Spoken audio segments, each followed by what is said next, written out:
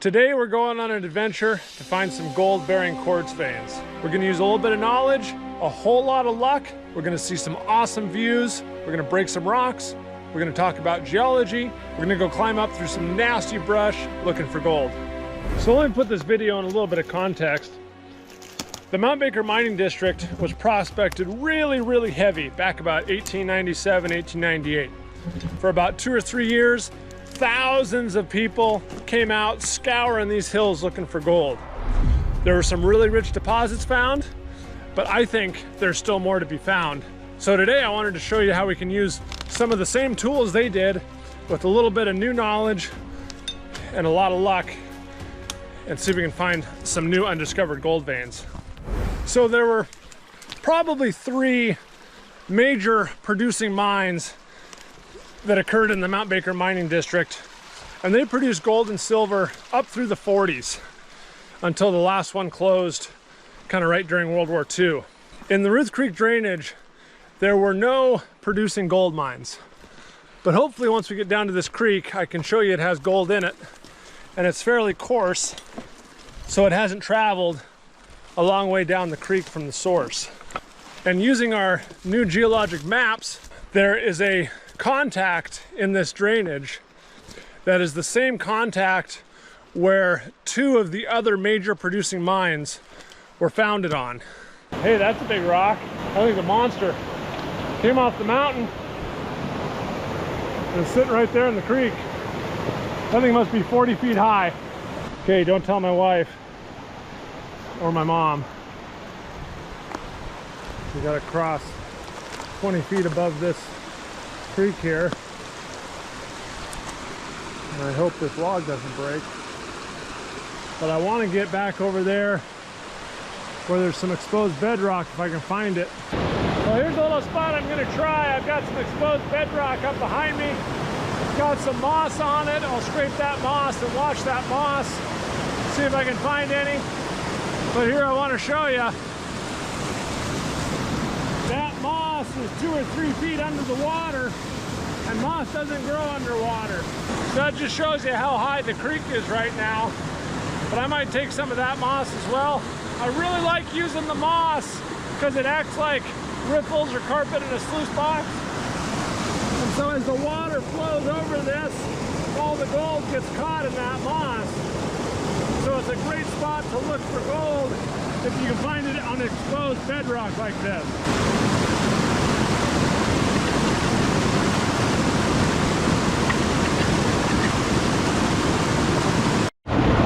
So check this out. I was cleaning right here.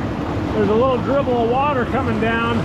It's washing all the sand away, and see all the black sand it's leaving? So that moss was capturing all that black sand, all those heavies, and that's where the gold's gonna be. Get down in these bedrock cracks, little hollows. That's the good stuff right there.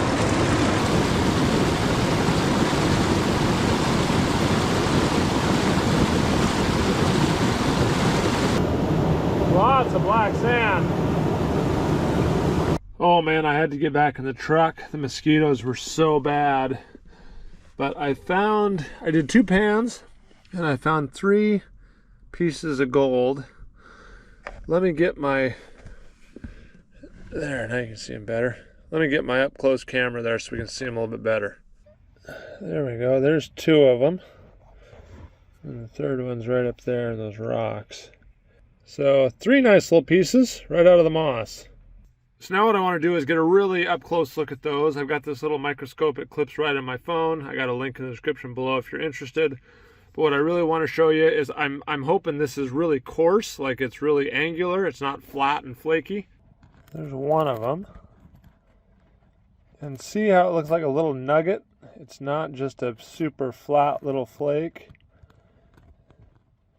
That one's a little more flaky, but it's still got some angular edges on it. And then the third one over here, yeah, see, that one's like a little nugget. And so that tells me they haven't traveled very far. They're not super flat, pounded like Dan and I have found in the Fraser. These are little tiny nuggets, so they just broke free from their host rock, and they haven't traveled very far down the creek, which tells me that we're pretty close to the source. Well, I'm going to try and prove my case here, and I'm going to tell you a little story to do it. So in the 1970s, right along this road cut I'm walking down, the Forest Service expanded the road, and they did some blasting here in this little rock face behind me. And one of my past viewers came along here in the 70s, said, hey, that looks like an interesting little quartz vein that they exposed on the road. And so we started picking at it and taking some samples. There's an outcrop here somewhere along this road, and I found it at one time. I can't find it right now, but it assays over an ounce a ton. It's about 12 inches wide, little quartz vein right here in this Darrington Phyllite. And there are no mines, there's no prospects, there's no recorded claims in this area. This is on the way up to the gold fields. There were thousands of people that walked along this old road, this trail, and they walked right over this gold vein. Because if you look up behind me in the forest, it's covered in 2, 3, 5 feet of overburdened duff, logs, trees, that kind of thing. And you just can't find anything. Here's a little closer look at this outcrop. It's metasedimentary rock. It's not quite phyllite. It's got a little bit more calcite in it, I believe, a little more marbly in composition, but it does have some calcite and quartz veins through it. There's another look at it up there. And I was actually up here 3 or 4 years ago, and it has overgrown so much just in the last couple of years. It just completely gets covered up with growth. Now, what this guy did tell me, and I found on a previous trip, is the outcrop doesn't quite parallel the road, but it goes back about 30 degrees off the road, back up on the hill. And I'm gonna follow that back up. I know a spot I wanna show you where there's a little outcrop, and I can show you what the vein looks like. Let's see, this is the stuff I'm talking about. I'm thick in it now, but it's just moss, logs. There's not a rock in sight around this stuff. So I don't know how you prospect this. The only thing I know to do is go to the creeks, because the creek bottoms, even these little tiny little dribbles off the side of the hill, they will sometimes expose bedrock, and that's really the only place that you can find exposed rock around here. Look at the stumps. Man, the trees used to be big here, huh? Big cedar tree. Cut them all down, probably to build a cedar fence or shingles for somebody. Well, there goes Border Patrol flying over. Probably wondering what I'm doing. I'm sure they've got heat sensing cameras and motion detectors and heartbeat monitors, and they probably know my blood type. So they know I'm here, but I'm just a prospector. One of my favorite forest flowers, trillium, just about at the peak. 3 petals, 3 little leaves underneath the petals, and 3 leaves. One of my favorites. So when I say the creeks can expose bedrock, it doesn't necessarily mean they do. I'm standing in this little trickle. You can see there's some rock exposed down there. It's not bedrock, it's pieces. There's some rock down there. That's all called float. And for us, float is going to be very, very important in the next segment of this video. It's pieces of rock that have come off way up the hill, broke off the outcrop, and have rolled down, in this case this creek, washed down the creek. But it gives me a really, really excellent cross section of the rocks that are up there. So if there's a gold vein up there and a piece of it fell off and rolled down this creek, and I'm walking up the creek and I spot it, that's a great way for me to know, hey, up this creek farther, there's an exposed gold vein. Now the trick is, the percentage of this drainage that is actually that exposed gold vein is super, super tiny. So I have to do a lot of prospecting up and down this creek to determine if 1 or 2 gold veins are up there and they dropped 1 or 2 rocks. But it's the only way I can see the outcrops or what's up above, because there's nothing else exposed.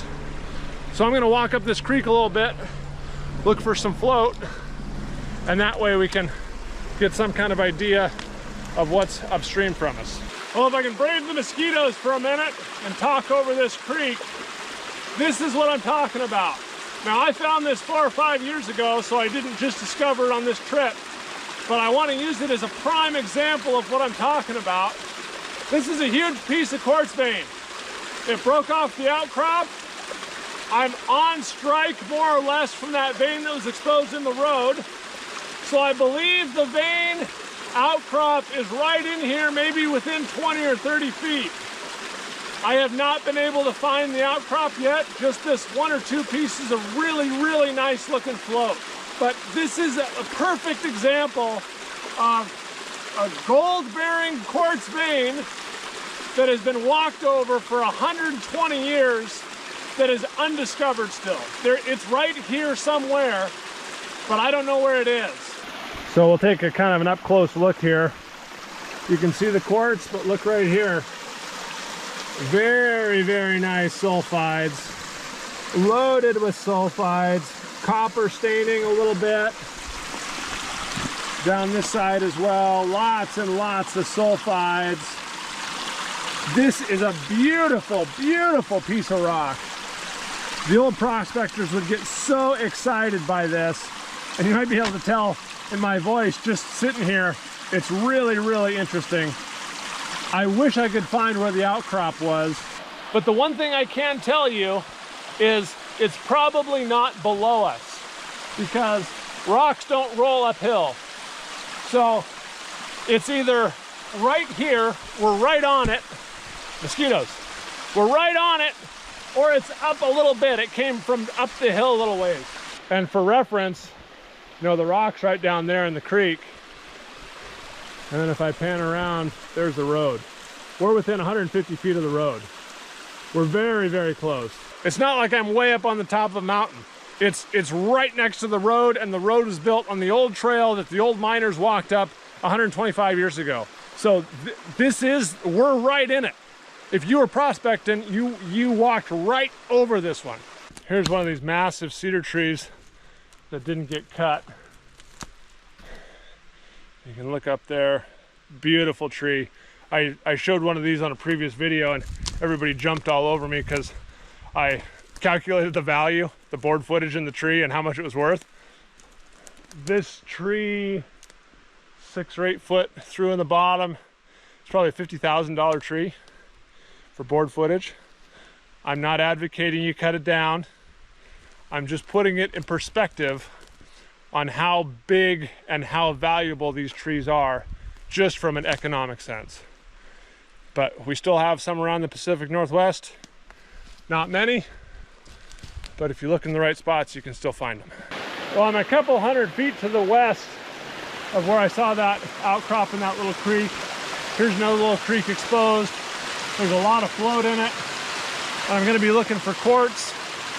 I'm gonna walk downstream because if I'm above it, there won't be any float above me. But if I'm below it, there will be either float here or all the way down the creek, if that makes sense. So I'm gonna work my way down the creek to the road and cross your fingers, see if I can find some more float or a vein outcrop in the creek. But I have not prospected this creek yet, so anything I find here is gonna be a new discovery. Well, I didn't talk about it earlier, but I'm noticing something here I wanna point out.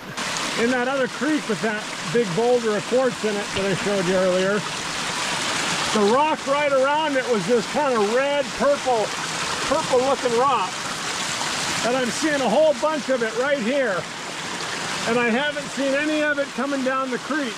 And so what that could mean is the vein is hosted in this purple red rock.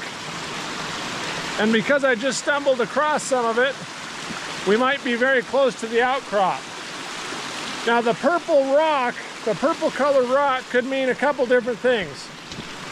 It could mean that it's a different rock type than the surrounding country rock that hosts the vein.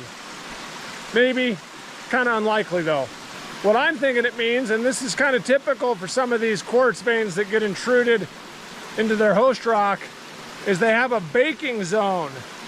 And so when these quartz veins got intruded, we'll talk a little bit more about that later in the video, but as they got intruded, they came into relatively cold rock and the fluids were very, very hot. And so you have this baking zone that can go out from, you know, a half an inch up to feet. And this purple rock may be the baked zone of the vein emplacement. So I'm pretty excited that I found this purple rock, and if it is the baking zone of this vein emplacement, I'm really close. I don't see anything real obvious right this second, but it's just something I wanted to point out to you. So if you're prospecting, mosquitoes. So if you're prospecting for quartz veins, it's one little trick you can use. Look at the size of these mosquitoes. Man, they're everywhere, and they're big. But look at what I just found here. It's not a very big piece, but it sure looks very similar to that other quartz we were looking at over in the other drainage. I can't sit still too long, the mosquitoes get after me. But an example, purple rock, quartz vein. I'll look down here a little bit more. This is a big old cedar stump. They came through probably in the 20s or 30s or 40s and clear cut all these trees down. But I wanted to talk about this notch right here in the stump. That's for a springboard. And what the old loggers would do, especially on these big, huge cedars, is the cedars would have butt swell. So right where the tree comes down to the ground, the first 5, 6, 10 feet, flare way out. And it's way thicker to cut through the butt swell than just 10 feet up. And so the loggers would cut these notches, they'd shove their springboards in there, they'd climb up on their springboards, and then they could cut the tree from the springboards above the butt swell. So on a lot of these stumps, you'll see these springboard notches, many times 2 or 3. Here's another one over here. They would make the face cut, they'd go around to the back side, make the back cut, and drop the tree. So just a little bit of history on why there's some notches cut out of some of these old stumps around for the logger springboards. And if you guys are interested in any more logging stuff, I've got another YouTube channel called S&J Forest Products. I'll leave a link in the description below. You can check that out. I got a lot of logging stuff going on over there. The other thought I've had about all these prospectors that came up into the hills, you know, looking to make their riches and get rich on gold, is a lot of them weren't trained prospectors or geologists at all. They were, you know, the kid working at the local market, and the guy at the sawmill, and the guy fishing, and the guy that worked on the docks. They had no idea what they were looking for. So even though you had literally thousands and thousands of people wandering these hills for a couple years, they wouldn't know a gold vein probably if they stumbled upon it, or much less how to prospect for them. And so that's one of the other things why I think a lot of the area around here that may have been walked over and looked at maybe isn't necessarily completely discovered. I was just driving up the road and I saw something here I want to show you. It's a pretty cool little historical thing. I don't know if you can see behind me, but there's some cedar trees back here that the bark has been stripped way up the tree. Now, a little bit of history about the cedar trees around here. They were really super important to the Native Americans, the native population that lived around here. The Salish Sea is what the Puget Sound used to be called, the Salish people. They were very reliant on the cedar. They made their dugout canoes out of it. They used the bark for all kinds of stuff. And they would come along and they would take a sharp rock or an axe or something, and they'd cut along the bottom, and then they would pull the cedar bark whoosh, and it'd strip right off the tree way up. And they would do this just around a portion of the tree so it doesn't kill the tree, and then they could harvest the cedar bark and they'd make baskets out of it, hats out of it, they'd make clothes, blankets, all sorts of stuff. So since then, the federal and state governments have allowed the local tribes to come and strip some of these cedar trees, and it only happens in real special locations. It's pretty cool. It's kind of a nod to the local history and the native people and what they did and how important the cedar tree was to them. And then you look around like I showed you earlier, and when it was settled by Europeans, all we left was stumps. There's just cedar stumps everywhere. So a little bit of a different strategy on how to deal with the trees and what you need from the trees. And here's an example of an older one where they cut the bark down here and the tree has grown, I don't know, 2, 3, 4 inches on each side. So it'll grow around and it'll heal up this scar from the cedar bark. But this is a pretty cool site because I'm looking around and there's lots of trees that have been stripped just around, you know, a third or half of the tree.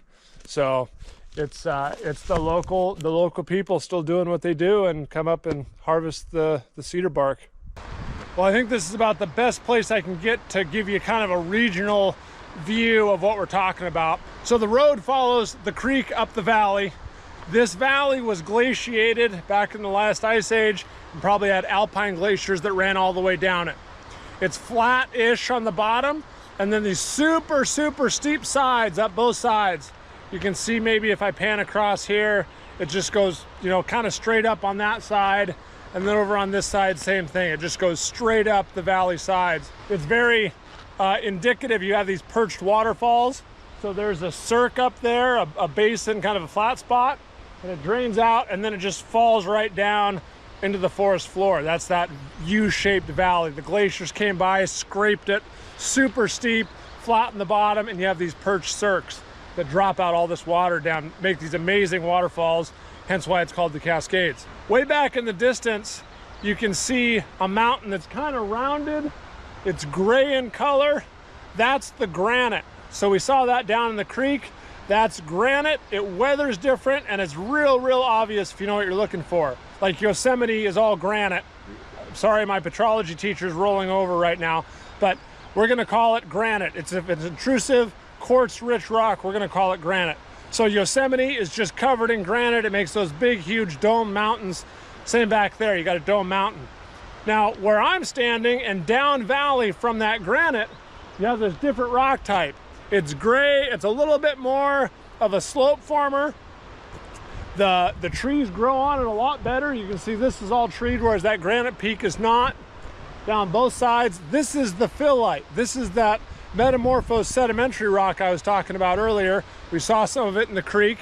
Why this is important is because the two other very large mines in the district that produce a lot of gold are found right at the contacts between the granite and the phyllite, within 500 feet on either side. And the gold veins run across that contact.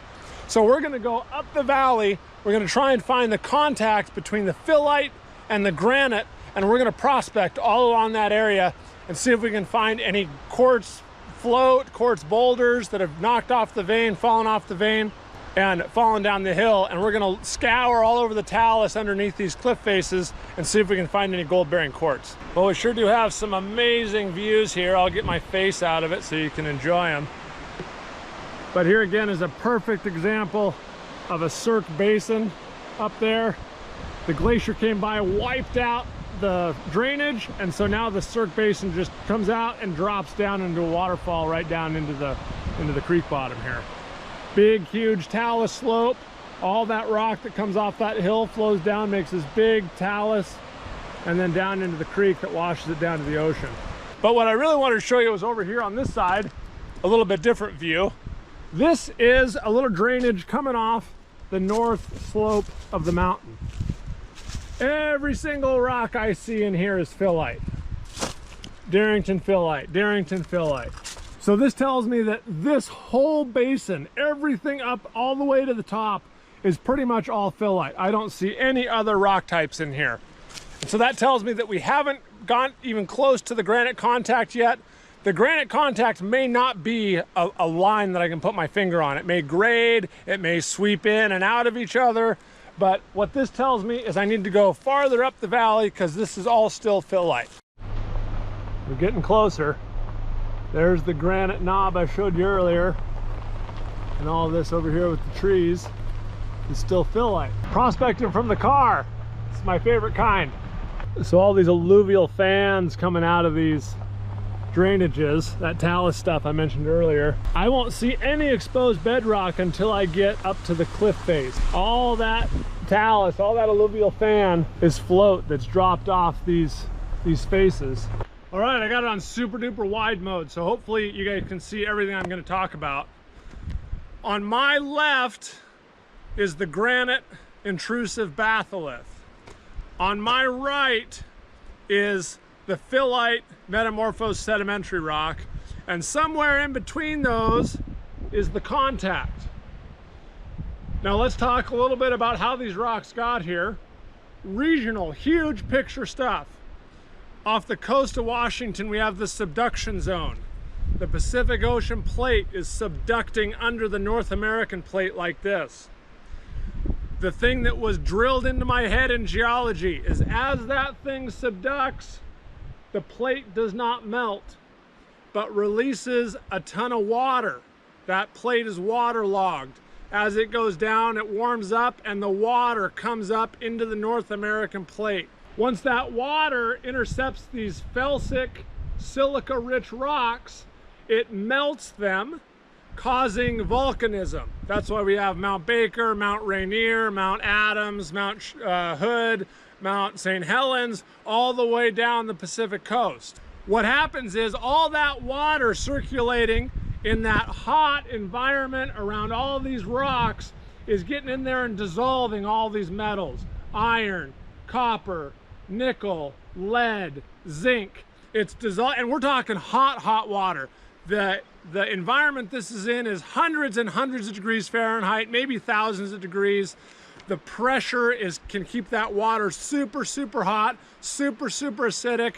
So as that water filters around through all these rocks, it's dissolving all these metals and concentrating them in this fluid. Now as this huge plumes of magma come up into the crust, they start to cool. The stuff that doesn't make it all the way out to the volcanoes starts to cool off. And as it cools, it puts a huge amount of pressure on that liquid brine that's in this magma chamber. And eventually it gets such high pressure that it breaks or shatters or fractures, and it shoots that mineral-rich brine out into the surrounding rocks, sometimes out into other batholiths, other host rocks.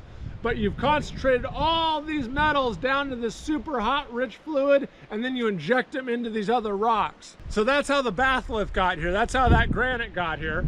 The phyllite is a sedimentary rock. It's old seafloor sediment, so stuff that was deposited way out in the ocean over millions and millions of years. It's essentially mud, right? Everything that's shedding off the continents into the ocean gets deposited as mud, and layers and layers and layers and layers up over the millions of years.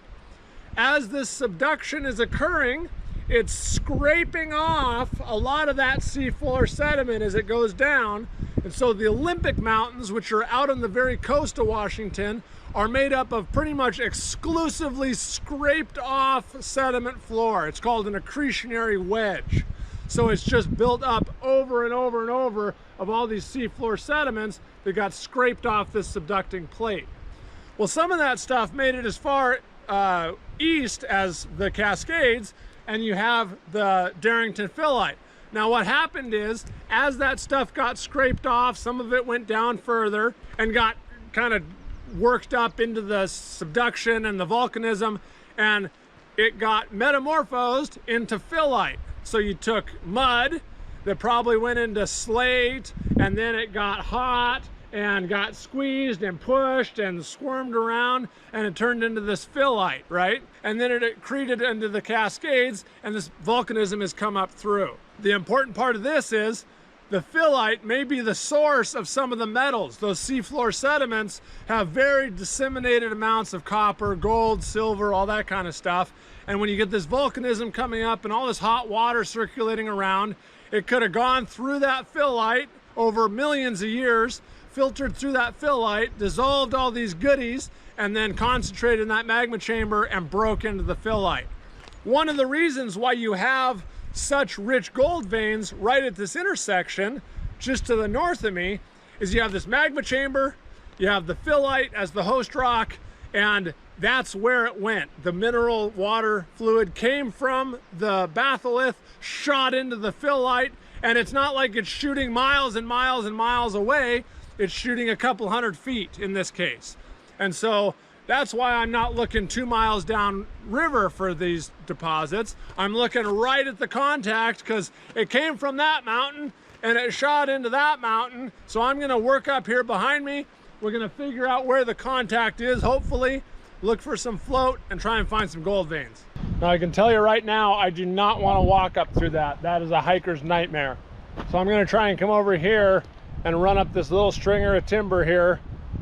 Hopefully the brush won't be too bad, and then I can get up there along the face and we can come across the face and see what we can see as far as the rocks are concerned. Well, here's some geology in action for you. So the road got completely washed out by the creek, but it looks like a fresh rock fall came off of this hillside right here behind me, dropped all this debris down into the valley bottom, pushed the creek over against the road, and then washed it out.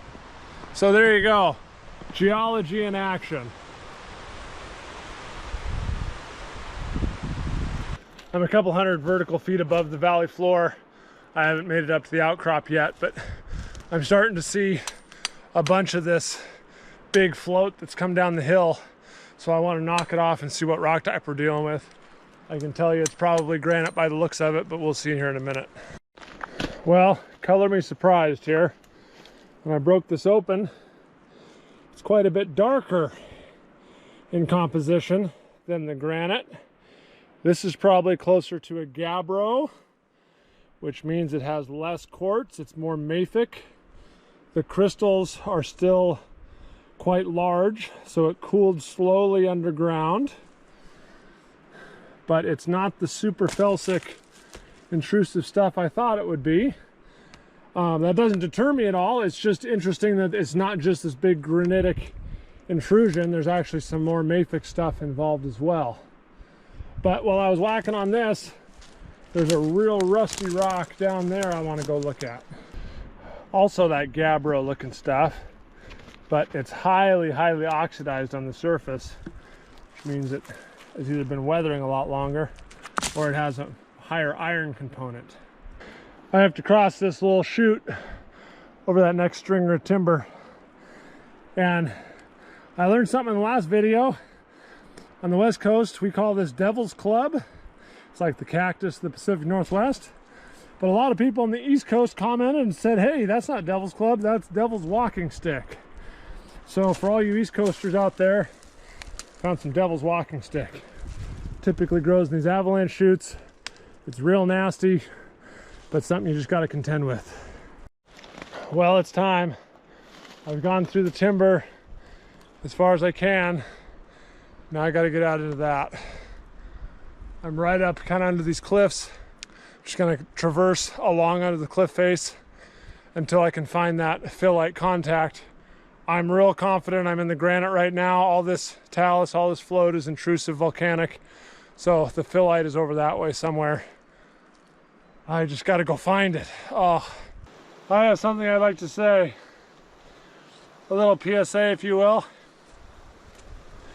If you or someone you know thinks it's a good idea to hike through Tag Alder and Devil's Club to go and look at some rocks, don't do it. I'm in pretty good shape. I just turned 40, logging, mining, I stay real active. I don't want to do this anymore.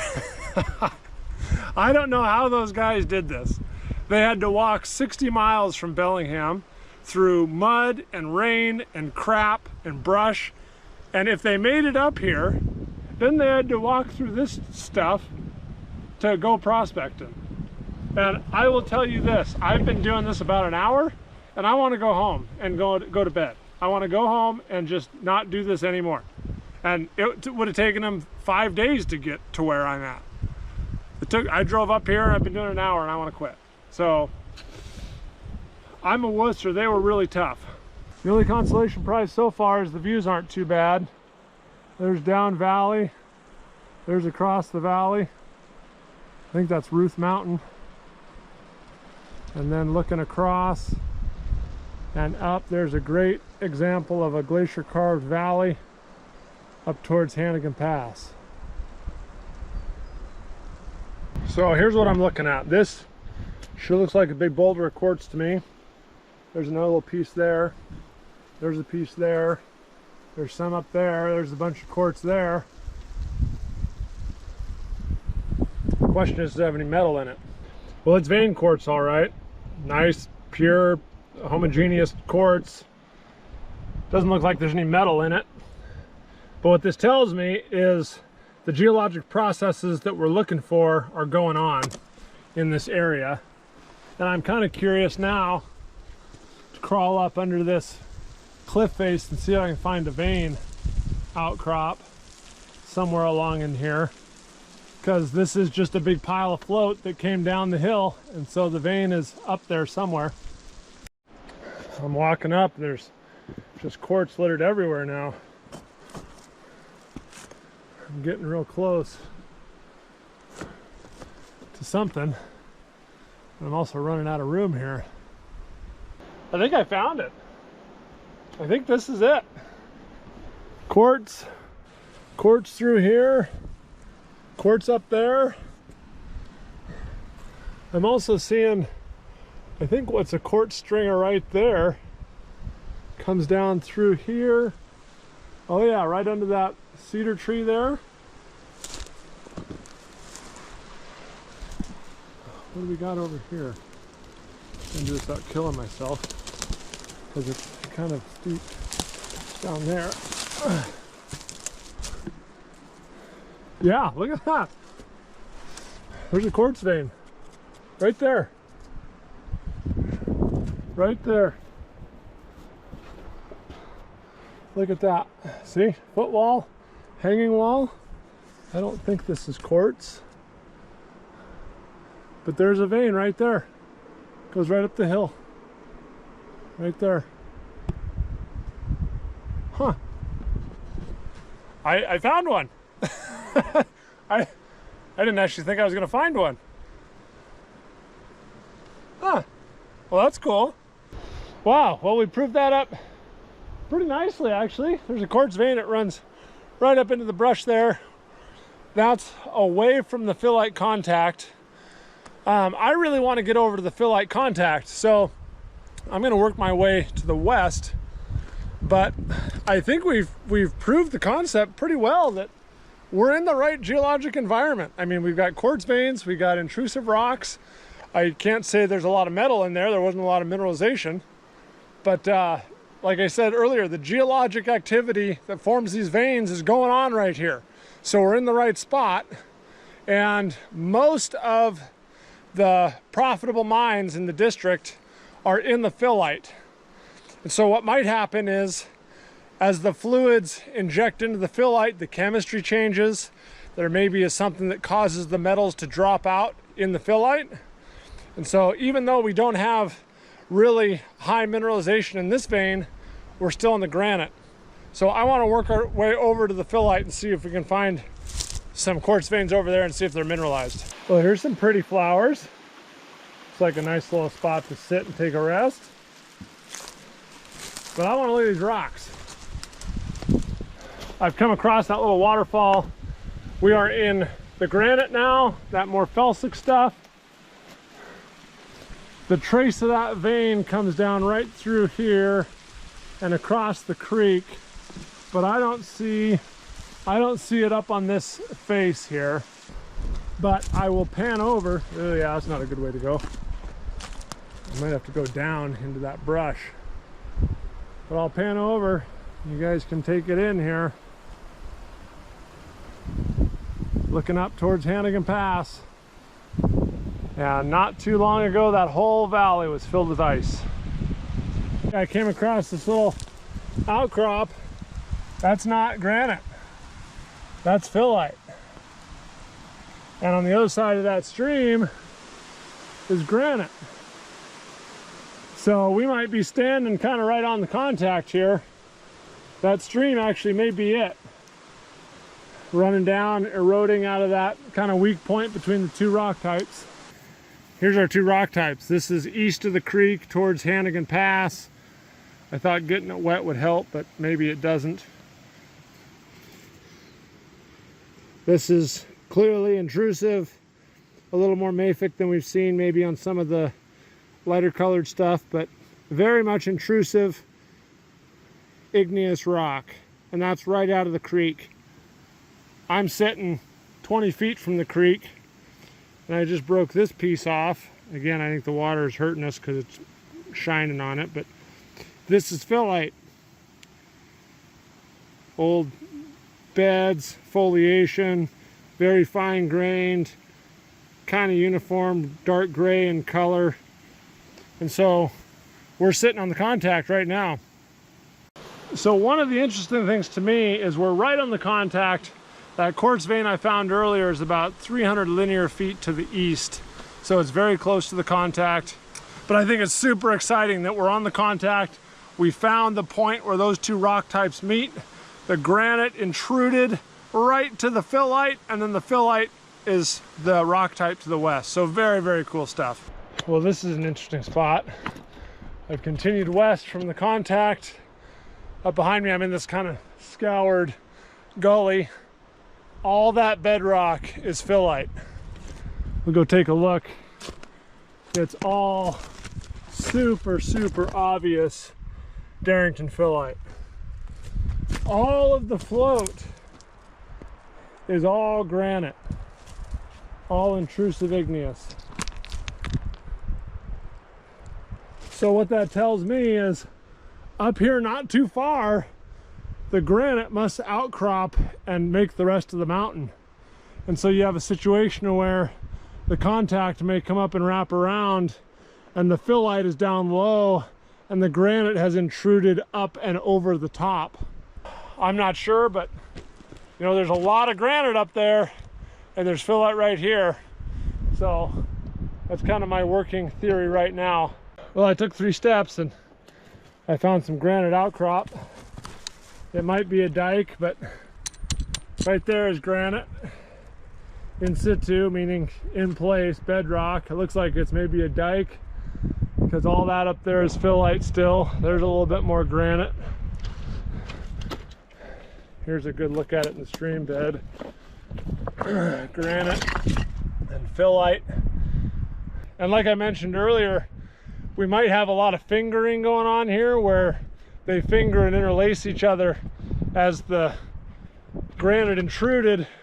It didn't just come in as a big blob, you know, it's not like a balloon sitting next to the phyllite. Like I say, it may kind of be interlaced. And I don't want to hear any fingering jokes in the comments. Well, I've made it high enough. I think I'm in the granite. There's a granite knob, that's granite. There's a little dike running through there. That's all granite. There's some phyllite over there on the west with a nice dike running through it. So we're kind of right on another contact here. I haven't seen any quartz in the creek though, so we're not seeing a lot of float of anything that looks real promising. I'm going across to the other drainage to the west, but you want to talk about some dug firs that have had a piss poor life. Look at this guy. There's a couple more behind me here. Look at those nasty things. They got germinated here right under this rock face, and they grew their tops up above that rock face, and snow keeps coming and sliding and taking out their tops over and over and over again. Holy cow, I've never seen trees like that. Look at that gnarly goblet top looking thing. The tree's probably 300 years old. Well, I'm trying to get into the second creek, but there's really no good way to do that. It's just a cliff all the way up and all the way down. So I'm gonna have to go way back down that drainage I came up and come across and get it from the bottom, I guess. But while we're here, we'll look at some views.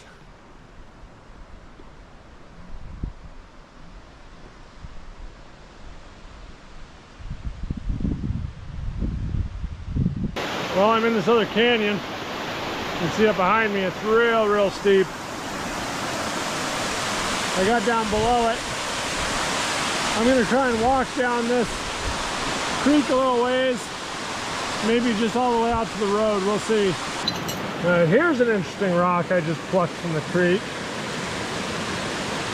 I'm not sure what's going on there, but it's really screwed up.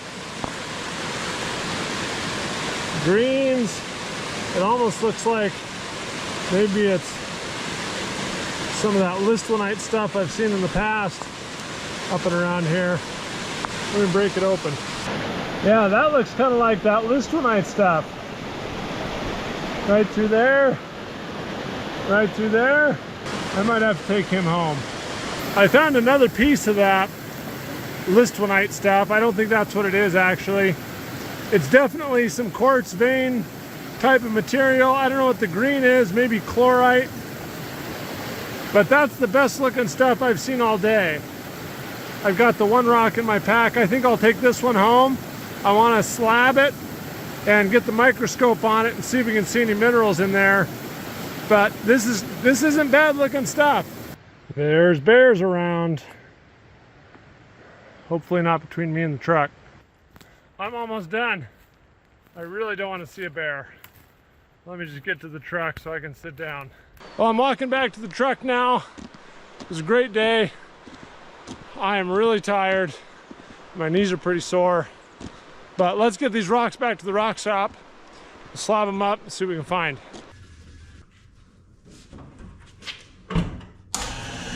Here's our first piece. That green in there looks a lot like that listwanite stuff. This is clearly from a fault zone. It's all brecciated, broken up, many different generations of stuff getting in there and cementing all these little brecciated pieces together. Let's get our microscope out and we'll take a look, see if we can see anything. Here's those green pieces in that really nice quartz matrix. Then as we move down over here, you get this brown stuff with some quartz around it. And this could have been laying on the surface for thousands of years. So if there were any sulfides, they may have all been weathered out or weathered to oxides. Like that right there looks like it might be some sulfides, kind of right in the middle there. Some of those gray, steely gray pieces. And here's the second piece. A little bit more interesting. Still have those clasts, those green clasts in there. Some re-cementation by quartz. Looks like this is from a fault zone. I'm quite sure both of the pieces of float I found were from the same source. All right, everybody. Well, thanks for watching. Hope you enjoyed it. We'll see you on the next video.